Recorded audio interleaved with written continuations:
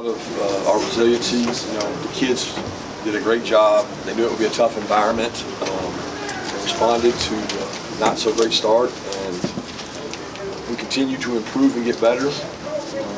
Can't say enough good things about our offensive staff and offensive game planning. Our kids buy in each week to the plan, and they get better each week, and that's all we're trying to do is find the best version of ourselves. So give the kids a lot of credit. They did the hard work, they did the heavy lifting, and we got to continue to get better. First play, Coach, your thoughts? I mean, you've said. Yeah, I talked to Shimmy before the game, and I said, we're going to let them score. Let's just get it over with. So we've consistently found a way to let teams score first and not have great first drives, and probably got a little aggressive there and didn't fit a play right. I mean, it's simple. We just didn't have a guy in the gap. And secondary's got to get the guy on the ground. We don't. Historically, Georgia does not give up explosive runs. We have a great secondary that leverages the ball. We take a lot of pride in that. So if the ball breaks out, we're going to get it before it gets 20. And that didn't happen. A lot of that has to do with their splits. But we didn't fit a gap right and give them credit. What did you make of the performance of Dylan Bell today, just the all-around game that he had for you guys? Great competitor. When his number's called, he's ready. He made plays on back shoulder 50-50 balls. Made a great play that Bobo put together for him, for an opportunity to get the toss pass, and then the runs after the catch were big. So he stepped up big today, and we continue to have guys do that when other guys are down. Kirby, from a historical perspective, I think this is 3 straight undefeated 8-0 seasons. I don't think that's been done before. And obviously you tied another record with 28 straight wins. How do you put that into perspective? Yeah, I got to go play Tech next week. That's the perspective I got, because I got a lot of respect for Brent, and I know how much this game means to him. So, I mean, there'll be a time to look back on that, and there'll be a time to celebrate that, but it's not right now. You got an update on Tate and Rara? Tate banged knees, so felt like he might be able to get back in there. He kept trying to go. He couldn't. There was no x-ray, no damage there or anything, so he told me he was going to go to play this week, so we'll see. Rara foot was bothering him, x-rays negative. Wasn't an ankle sprain, it was more of a, bothered him in warm-ups. Maybe a foot sprain, which is what Kamari's been dealing with, but we don't really know because the x-rays were negative, so that's good news, but it's not ankle. Ladd was limited, I think, going. Yeah, so Ladd got an ankle last week, and he didn't practice all week and thought he would be able to go, and was not really able to go. I think he tried, and he got out there in warm-ups, did some things, but he didn't practice all week. It happened in the game against Ole Miss. How do you explain Carson's pretty consistent effectiveness on third downs? Good plan, good offensive line, good understanding of protections, a really bright coaching staff. BMAC and Bobo, all those guys, they do the third down stuff together, and they put together a good plan. I like to brag that we get a picture that's as close to the game that most people don't get during the week. So we put best pass rushers we got over there and say, hey, here's your third downs. And sometimes the picture might be better that we give them in practice than they get in the game. And I thought that we didn't do that real well Wednesday, and we went back Thursday and did it again. And then it paid off a little bit today to be, what were they, 9 of 13? And one of those they didn't get was late there, and they were running the ball. And the defense was 2 of 11. So third downs have been the difference for us, obviously, this year. We cannot continue to lose first downs and play in third and longs, but we've overcome a lot of those. What is it like to have to replace coordinators as much as you guys have, and then how do you make those decisions?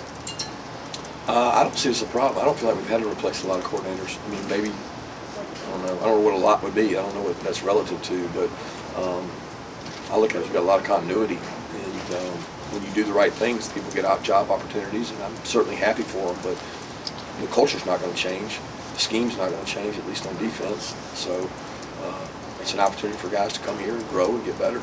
Along those lines, what's the key to sustaining a program when you have so many player and coach losses? A lot of work, man. A lot of buy-in. We spend a lot of time in the off-season building our roster, and I'm not talking about portal kids or recruiting kids. I'm talking about, like, take what we got and make what we got better than what they got. And if that means meeting with a kid and selling our culture and selling that Marcus Rosemead's got a crack on a block, and that's more important than any catch he makes. And if the kids believe in that, They do a great job. But we get a lot of outside help. We contract with people that come in and help us build I really believe our cultures are different. Everybody will say it's players. I just don't think that it's just players. We got good players. We got really good players. But I think there's a lot to our culture that kids buy into, and they stay level-headed. You know, they're not talking about the streak. They're not worried about the streak. I mean, like I said, it's going to end, and we're going to start a new one. But for right now, they just keep getting better. Is that where you kind of draw, sorry, it's a reflection question again, is that kind of where you draw your greatest satisfaction, that you help build that culture that's sustained? Yeah, I mean, that's the one thing I can control as a coach is how we sustain, how we retain. Our retention and our ability to sustain is incredible. I got a great footprint to recruit from. Got an unbelievable administration that supports what we want to do. But it's not easy, guys. Like, it's hard to win. And I don't appreciate that sometimes until you're talking to the coach before the game. It doesn't matter. I'm not talking about Josh. I'm just saying in general, like, man, it's hard to do what y'all done. It's hard. And I don't think that the staff, I'm talking about me, the staff and the players get enough credit. Because, you know, people have letdowns, people have bad games, and we try to win one more victory on punt, one more victory on punt return. What edge can we create in the game? Because if we slip over here, we got this over here. And I thought special teams was a big part of today too, because they got the best punt return in the country, and we didn't give him a shot. Who are some of those internal guys? You mentioned Tuesday and again on your coach's show that it had been kind of a tough week of practice. You need to find an internal edge. Who are some of those players that did give you that edge and step up this week?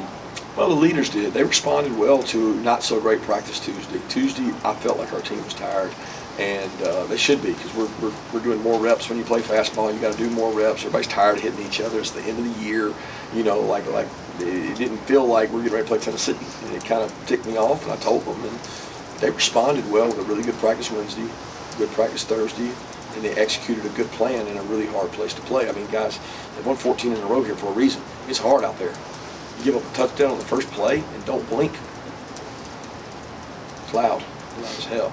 He's undefeated in another 300-yard passing game. Should Beck be getting more kind of national recognition for what he's doing? Should he be in the Heisman talk?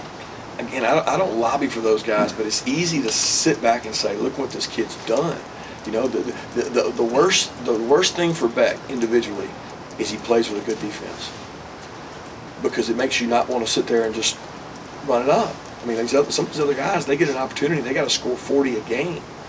You know, like with Carson Beck, I don't think we as an offensive staff think we got to score 40 a game. I don't think we have to. We may have to, but we don't think we have to. So you're able to call the game differently as an offensive coordinator.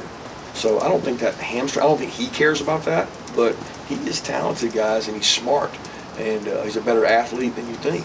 And he's got 19 and some good players out there. Talked about Brock. He's about as chill as they come. Do you know what caused him to kind of lose his cool coming out of that tie? I don't know. He said, it's a couple things he said that bothered him, but I'd rather not get into that. I don't get into all these soap operas.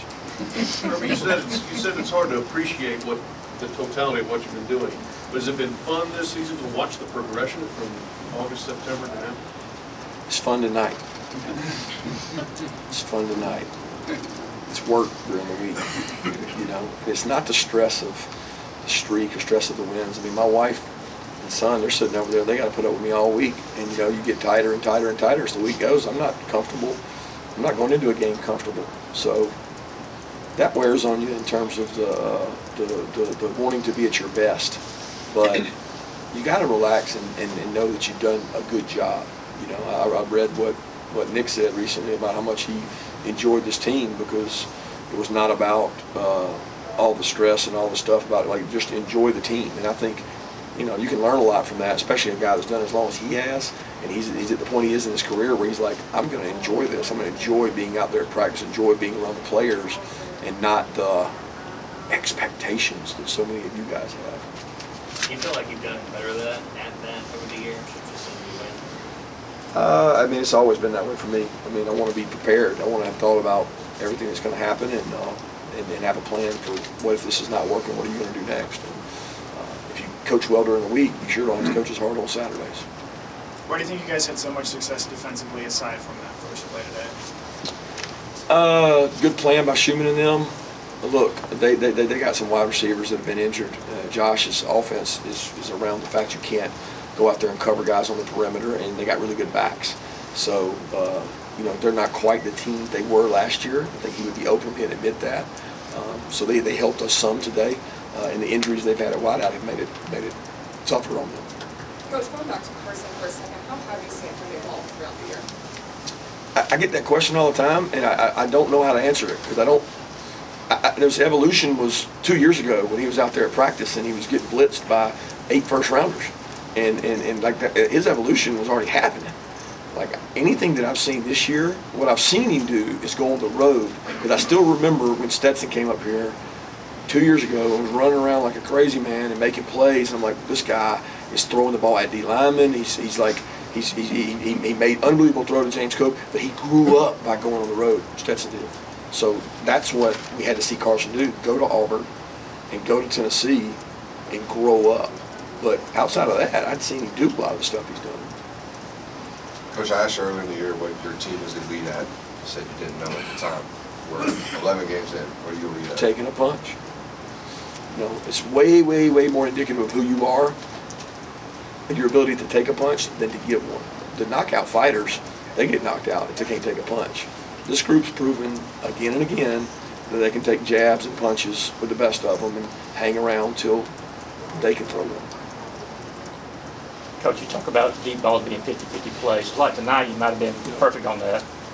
Yeah, that's the difference in the game. I just told Shock that. I said, Shock, I told him before the game, I said, on defense, 40% of the game is going to be, can we destroy blockers and tackle the back? The other 40%, can we play with our back to the ball? Because they're going to get your back to the ball.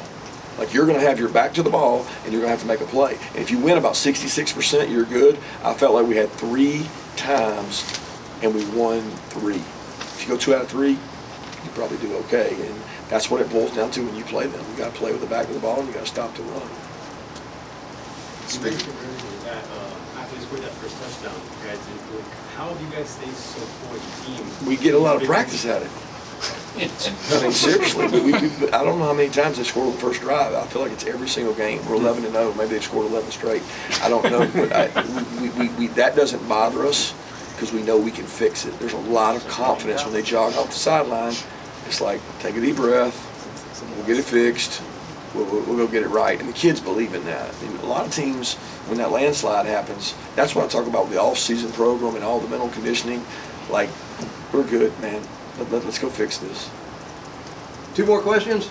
Coach, many times you've mentioned the importance of having versatility in the secondary and guys knowing multiple positions, but it seems on the offensive line it's the same thing. You can plug and play guys in different positions. How important is that for you as well? Yeah, with the injuries we've had, it's been great. Stacy's done a great job of cross-training those guys. Feeling like we got 3 tackles, 3 or 4 guards, 2 centers. I mean, you got to go into the season with that. And when you don't, you can get in trouble. And he's done a good job building those guys from that way. Just talk a little bit more about the Tech next week. Obviously, they'd love to knock off the #1 team in the country with everything. Who wouldn't? Yeah. Who wouldn't? They're all coming for us. So that's what it is. I mean, we're not concerned with who's coming after us. We're concerned with who we're coming after. And our job is to get ready and prepared for a really physical, hard-nosed, a team that knows everything about us. Buster Faulkner's there. Their staff is Kevin Scher's there. Brent Key's there. They got good coaches. But it's not going to be the coaches that win the game. It's going to be the players. And it's going to be a tough game. Our kids have got to respect it, understand it, and go out and play physical. That's what football is. Thank you.